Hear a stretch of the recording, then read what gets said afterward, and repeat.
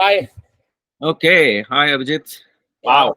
Very first, we have been planning this, our very first video podcast of Satkaam. 4 weeks So on. great. So maybe then maybe we just start with the basics. Why Satkaam? Maybe you have some thoughts, I have some thoughts. So maybe you go ahead and then maybe I'll add. Sure. Yeah, let's do that. So, quick, I guess we should do a quick introduction. Yeah, my name is Nayan Jadeja and Abhijit Bide.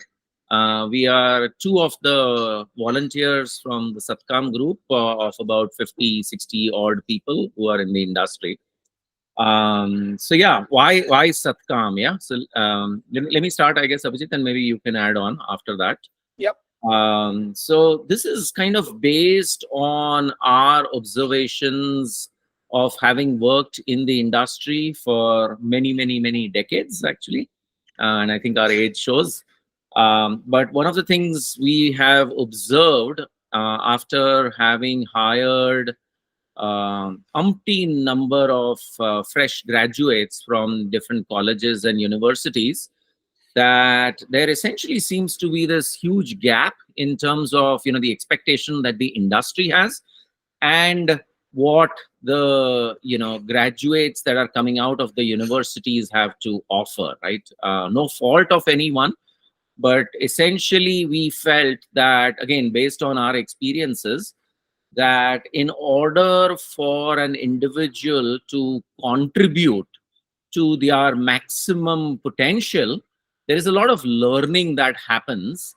And what we've tried to do is take all of these learnings across all 50, 60 of us and try to package them such that we can have these students at various different universities kind of learn it much earlier, so that by the time they graduate, they've learned it and hence can start contributing much earlier, right? So that their participation in the industry, contributions to their respective companies, or even entrepreneurship, for instance, if they want to go ahead with, I think can be much more fruitful and successful, and can be earlier and faster, right? So that, I think, in a nutshell, is what I would say. Abhijit, your thoughts?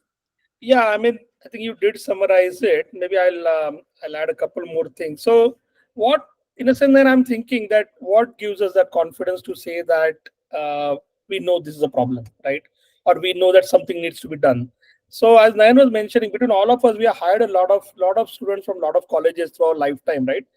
And one of the things we always noticed is that there are few students who are natural, who can apply what they have learned, or be curious enough to learn fast, ramp up fast, and demonstrate their curiosity very well.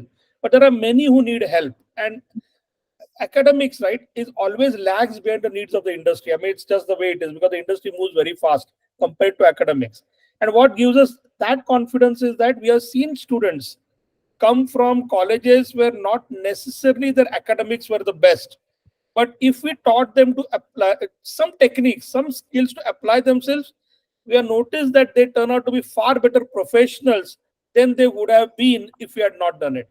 And that gives us a little confidence that, you know what, a structured investment in this. And what I mean by structured again is not like we give a talk and motivate and come back, but a structured investment where they can actually understand what we are saying, what we mean by application of knowledge, and use it. I think it will work. And that's only because we can say that is because we have seen it work really, really well with the students we have hired. And with that, then I have a devil's advocate question for you. Okay. Yeah, sure. So one of the things people might say is that, hey, academics, we are investing in them so much, right? Why does the industry think, that it is not their responsibility to take the children the way they have come in to them and then do the next part when they join? What is the need for us to try to mix it all together? So I have a certain thought in that, but what if I ask you this question? Yeah, sure. So, I mean, the way I look at it, right, is actually, I mean, this is to a large extent similar to even based on our work experiences, right, where a lot of things are always siloed in life, right, where each department, for instance, in a company is focused on what they want to do, right? So for instance, even when you take, we hire engineers, right? Now, who is a better engineer, for instance, right? Who is going to contribute more or have more insights? Is it the person who is, the best Java programmer, or is it a person who has a much broader perspective of what their company is trying to deliver to the market, right? So I look at it very similar, which is somebody who has a much better all-round, Mm. exposure, so to say, right? Can contribute not only earlier but a lot more, and can have some extremely insightful, commentary or inputs towards the whole process, right? And so I think if you look at, schools teach the children and then pass it on to the college, but there's no information outside of the marks that Correct. kind of goes from the school to the college, right? And the Correct. same is happening when these students go from the college to the industry. All we know is their GPA, right? Other than that, we have no insights into, what motivates these individuals and how well they are doing. And hence, one of our goals obviously is to kind of try and bridge that gap, right? Today, the industry goes to the college only when they want to hire, right? It's only about placements, right? Right. However, our hope is that if we can bring the industry and the academia closer together much earlier, coordinate, communicate, and work together, hopefully, the output can be much better. That would be my kind of take. I know, no, I really agree, and I think we can demystify our discussion by giving a very simple. We have thousands of examples, but I always think about it this way, right? So one fallacy people have is that when you join the industry, people are going to have a lot of time to invest on you to train you and get you there, but really nobody has time, and it's a fallacy that companies will want to do it very consciously and wait for that person to ramp up. I'm sorry, day Right. one you are expected to produce, so where is that time? Second thing is in the example that you were giving, right? So this almost like a Venn diagram, they should cross each other, right? They should be crossing each other. So when a student joins a company, we have seen this when we have worked, where the fact that a student is supposed, very simple, a student is supposed to know who uses his product he's going to work on, is not something you're even told how important that is. Because how do you build good products if you don't know who is using it? But no part of our academics covers the customer part of the product, right? That what is it that we are trying to solve? It's just that it's a beautiful engineering problem, let's just jump on it.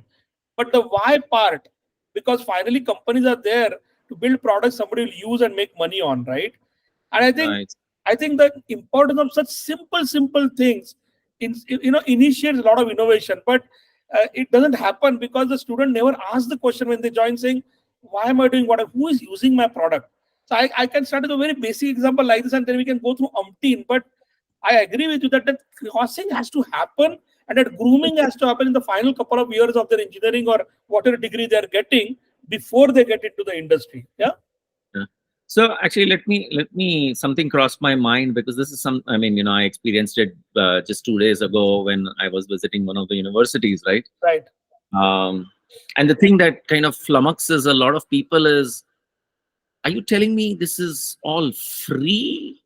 Like, what is it? Like, I mean, why are these volunteers doing it for free? So what is your observation uh, working with all these volunteers? Because that seems to be one of the first stumbling blocks, where when people hear about this, right, they are like, okay, how much is this going to charge? How much are you going to charge us?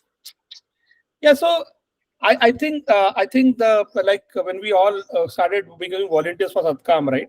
One of the things we all discussed was that, do people even want to give back anything, right? I mean, is there the thesis behind Satkaam is that there is so much experience in the industry, it's going to just go waste, right? And the next generation is coming up, but our generation was learned so much, and we consider ourselves one of the early IT generation. And this is not limited to IT. Every generation should pass on their knowledge, but the main stumbling block always happens where people are skeptical that do people even want to share, they want to give back, right? And the good news here is a lot of people do want to give back. So the reason we say keep saying it's free and people are very skeptical is because everything we are associated with, there has to be some kind of payment for it. And in this case, the beauty is that all these volunteers are working professionals from the industry. You are done well, working well, earning well, and they really want to give back. And Satkaam is trying to create a platform for them to give it back in a way by which it is structured and measurable and scalable. All the three. So this question, then you have been asked. I mean, every campus we have been asked that same question, right? But you would also agree, then, that when we talk about this to industry professionals, it doesn't take us too long for them to say, "Hey, what can I do about it?" Right? Would you agree with Yes, that? absolutely. I mean, I think, I guess with age, and I think particularly what I've observed is anybody once they kind of cross 45 and have been extremely successful, right? There is that urge of wanting to give back. And I think the reason we've been successful is, usually everybody wants to do something, but the issue typically is time commitment, Correct. right? Correct. And so for us, I think what has worked well is, even if you have 1 hour a week or 1 hour a quarter, right, that Right. is enough for you to be part of this program. So I guess that's to some extent is our secret sauce, so to say. So then, maybe the what you mentioned. Maybe can you spend maybe a couple of minutes maybe just expanding on this? How does this work? Like, how will it work? Let's say I'm a college, right? And I'm saying, wow, it's appealing to me. What do I do? How does it work? How will you explain that? Yeah. So, what we like to do is essentially what we've done is we've taken, and all of these topics that we've identified have been done by these volunteers, right, based on their experience. And so we have roughly, I would say, about 70 odd hours of material that has been created by these industry veterans and people who are working in the industry. And what we do is we have slots of 2 hours that are made available. And so a college can decide whichever day time works for them. Usually we do prefer the students who are in the third year, or the year before they are graduating. So for instance, if they are a BSc third, it would be the second year. And for the entire semester, right? So across 2 semesters, we cover roughly about 25 to 30 hours of various different topics, again, conducted by these veterans. And for the college, essentially, it just means that you sign up for a particular day and time, and the students from the college would sign up to kind of participate in these sessions. There are a few topics which are more like workshop oriented, right, where we visit the college on site so that we can have a more interactive session with the students. Now, this can be offered either kind of in a credit mode, where certain colleges and universities have a requirement that it's offered as a credit course, right? And so there's evaluation that happens, and there are options also to offer this kind of in a non-credit fashion. So the college really has the independence. Essentially, all we are trying to do is, kind of help the students through their third year, typically at this point in time, get an exposure to all these topics, as well as get an opportunity to kind of interact with people from the industry while they are still studying, right? So that's kind of, I would say. In fact, I guess maybe as a segue, since we talked of credits, right? Maybe you could take this on to explain if it is offered as a credit, what does that mean from a student's point of view? Right. So, by the way, we prefer it to be a credit program because in a credit program, there's always that advantage that the student looks at it as a normal course which will appear on his mark sheet, because, like it or not, I mean, it is one of those things which is important to them. Second thing is, in a credit course, right, the evaluation becomes mandatory. And actually, the way we do evaluation, so let me just step back a little. So, what we teach, right, is very less philosophy and way more methods, right? So what we want the students to do is understand the concepts using the case studies which are real life. They can't Google it and find them, right? And they're from our lives, right? and get some method they can start practicing during their college days, right? But now, to know whether they actually learned it, the best way to know that is to do these case studies, which you give them for evaluation, right? So when it's a non-credit course, we give it, but it's voluntary because the college can't enforce it. But in a credit program, it's mandatory to do these case studies. And another thing we have learned and which is working really well is the way the students do the case study and present them is they do it in a single or group format, but they have to present it in a video. So they have to create a deck and present it. So they also learn how to articulate something they have actually done, right? And that is working out quite well for the students as well as for us. Now, for the non-credit program, right? It doesn't mean, by the way, the seriousness goes away at all. It's just that the college plays less of a role in enforcement of these evaluations. And we leave it. We work with the colleges. In some colleges, it can be a 2 credit course or a 3 credit course, and the number of hours go all the way from about 24 to 32, right? Some colleges have twice a semester evaluation, some colleges have thrice, some colleges have one. But all evaluations we do via case study format, right?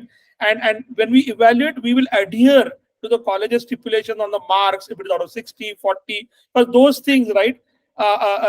We can understand that we have to follow certain guidelines the colleges have. So that's what we do. Did I cover man everything, or did I? Yeah, I think so. I think you pretty much covered everything. So I have the same area, right? And I have this another question, right? So uh, we do this remote, correct? I mean, see, our volunteers are all over the world, not India, by the way, all Right. over the world, correct? Now, one of the things colleges have always talked us, one, see, whenever the colleges are signed up, they talk about a few things, right? One is evaluations, and we have talked about that. The second is they're very much okay with the remote part, but then the obvious question which comes is engagement, right? And measurement, and how would you know, right? So I always tell them that in jest, if students are coming, that by itself is in a way a measurement, because all of us have been students and we know that we bunk what we don't like.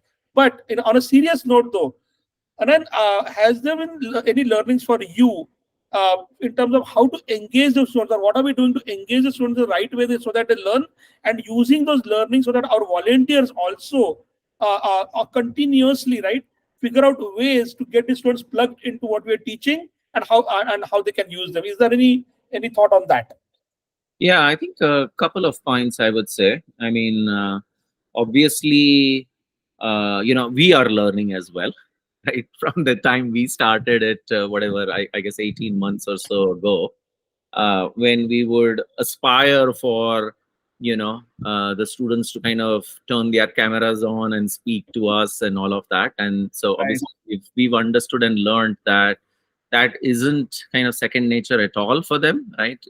Typically, one of the reasons why we are doing this, and when we compare Indian students to students from the developed countries, right, is this particular aspect, right? So one thing that we, I guess, accidentally, I think, kind of ran into was, in terms of engagement, when we would ask the students, we kind of, ask them to type the answers rather than, speak up.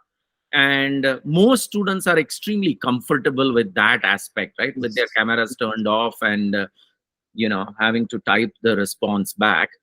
The other thing is, obviously, we are also, we've expanded beyond just doing these sessions, right? And so kind of as a carrot, what we offer to the students is, the students that we observe who are extremely engaging and participating and asking questions or giving responses, we do identify some of these top students and then give them the opportunity to actually engage in a one-on-one with a mentor from the industry based on their needs, right? Mm, So mm. I think that particular aspect has also, we do talk about it right up front during our kickoff, and does seem to excite a few students who are really looking for somebody from the industry to, converse with and guide and mentor them, right?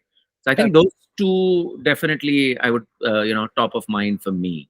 Absolutely, man, absolutely. And other thing I would say that kids love emojis. So it's thumbs up, thumbs down.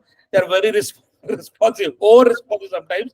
But that is the other thing we see. So digital engagement, I think they're very comfortable is what we have learned this year. And but you have to see, right, when we go on campus, the physical engagement is a lot there, right? I mean, it's not like face to face is amazing actually.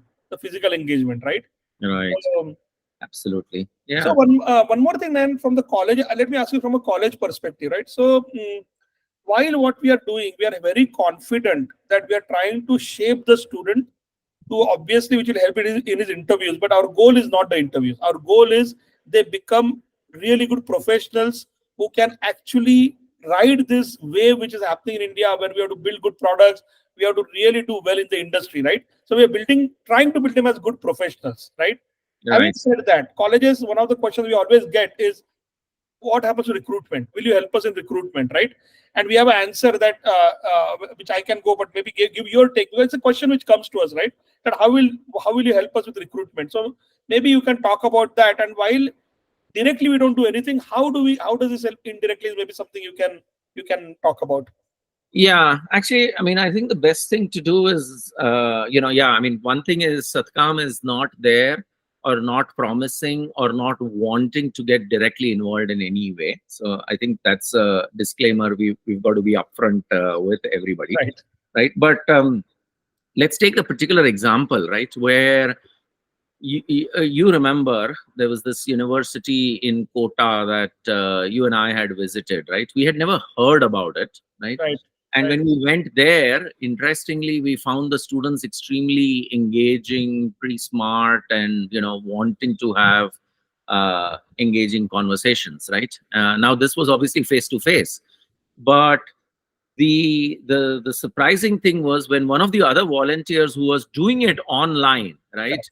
Correct. went through Rahul actually, right? When he went through the same experience, he also noticed this, right? And so the immediate change for him was he reached out to his HR, right, in his company to say, hey, the next time we go, let's consider this, right? So Correct. again, a lot of it is more dependent, right, on the students and the impact and whether they utilize this opportunity such that they get noticed as a college, right? So it can be a side effect for sure, but I think so that's a real life example. I would rather leave it at that than give And, more. and and statistically, the fact does remain that all these 50, 80 volunteers come from different industries, right? And we know that HR in every industry goes to the same colleges every year. So Right. one thing is for sure that they're getting exposed to newer colleges with kids with more potential, right? So Yeah. while we don't get directly involved, Yeah. mathematically, we have to say that the reach of the industry to college is definitely going to increase, right? Yeah. Because of this. So I think we're running out of time here. So I'll just do a last one for you because this also keeps coming up. I mean, it's something that we discuss, right? Which is how will you measure success of something, Yeah, yeah, right? yeah. How do you Yeah. know whether that has worked or not? And then we can probably end it over there, I think. So I think we believe in that because there's a topic we take on metrics and measurements, right? So what we do has to be measurable. So I look at it two ways, right? So one obvious one is that we can see whether students who go through this start doing better, getting jobs in the industry, right? So are they doing better in interviews? Are they doing better in their projects in college? So it's a little subjective feedback from the people who are evaluating them on their projects, and the industry which is going there, feedback from them on the quality of students which they are getting from that college. It's a little qualitative feedback quantified by the number of students they're picking, in a sense, right? But our goal is also that over time, as they enter the industry, right, we do want to measure actually how they are doing as professionals. Now, to be very honest, at scale, we haven't figured out the solution. But what we have started doing is definitely started collecting feedback. So from colleges, we are collecting feedback. We are trying to collect feedback from the industry who have been exposed to the students. But if you ask me today that do we have formula by which we can say that on a scale are they getting better, we don't have that yet. Right. Don't have a scale solution yet. But one simple measure we are doing is, are they getting better in doing their projects, doing interviews, and getting jobs? Maybe that's all Yeah. we are doing right now. Yeah. And I think, I mean, this is more topic for another discussion that we should definitely have in terms of, some of the ideas and future plans that we have, Yeah. right? Where probably, hopefully, again, it's far away. Maybe it's 2 years, maybe it's 4 years. We don't know, right? But some of those other ideas that we have might help us move in that direction such that we can quantify it, right? But So then before, well, maybe one last thing. I know you said the last thing, but maybe one last thing on this one, since we introduced Satkam, is I think success speaks for itself, right? And while what we mean here by success is what we are trying to do, is it resonating? That's all we care about. Is it something which is getting a pickup from colleges, from industry, from students? That's all we care about, right? right. So would you be able to just walk through our journey? It's a very short journey, but as we're all about data, is the data showing us that there is actually a resonance of what we are trying to do, and is it telling us something? Yeah, good point actually. And I think if we were to look at our journey, you remember we started as a pilot with 2 colleges when we weren't even like registered as an organization or had anything, right? And what the thought process was, let's do these 2 colleges, and at the end of it, we are going to step back, right? Now, Right. if there is value that either the students or the colleges see, they should reach back to us, right? And luckily, I guess it obviously must have gone well, because both those colleges came back to us asking us if we could do it for another semester with different students or more students, right? And then we obviously, increased it from 2 to 5 to 15 to, today we are at 30. Hopefully soon we'll be with 40, right? So I think the proof lies that many a times, I mean, I think every single time any college that we worked with, right, has actually come back to Yes. us, right, Yes. requesting for the next semester or a next batch of students and so on. And I think the other success factor has been, I think it was you who got that message from one of the students who was with us in our first batch, right? And I remember having a conversation with him where, while he was going through college, he had planned on like either going into marketing or sales, never having been exposed to the fact that there is a role of a product manager, Correct. Correct. right? Correct. Getting that insight was that he decided to move into product management, and then he started something with his friends, and I think he had sent you an update, Yes. right, of the progress based on a lot of things that we had tried to help them with through the session. So I think while these are all anecdotal, I think these are kind of proof points for us, where given the our journey, while it's still early, I think these anecdotes are proof enough that it definitely is providing value for colleges and students and the volunteers ourselves actually, right? So For sure, and also the one very heartfelt fact for us is, out of the 30, can we say 60% are tier 2, tier 3, yeah, absolutely, right? more than that, I think. Yeah, And more than 60, and also we are across 8 states in India, right? So we right, always give ourselves goals of the number of states and number of colleges, but it's not just colleges. We want to go to more tier 2, tier 3 also, right? Correct. right, So yeah, that's absolutely. another good proof point also for us. Yeah, Great. so I think the two, maybe on the next one, then just to suggest 2 topics on our next one. One is we didn't talk about the faculty training part, what we are trying to do there. Correct. So the obvious question is, what is in it for the industry? What are we trying to do with the industry, right? So Right. maybe those two we can park for next time. Yeah. Yeah, let's do that actually. So hopefully this should give some people an idea. We'll obviously put this up on our YouTube channel and so on, and hopefully it spreads and people get to know. And really we are looking for everybody, right, this entire ecosystem to expand and grow, Yeah. since the biggest problem India poses is that of scale. Right. And so we are always looking for volunteers who want to be a part of this, more colleges, more students, and more industries/companies to come forward. And we have a very shoestring website, www.satkaam.org. Don't look too much into the province of it. It's a shoestring website, but any more information you can find there, of course. Yeah. Awesome. All right, great. Okay, Lovely. thanks. You'll Right. stop the recording. Yeah. Yeah.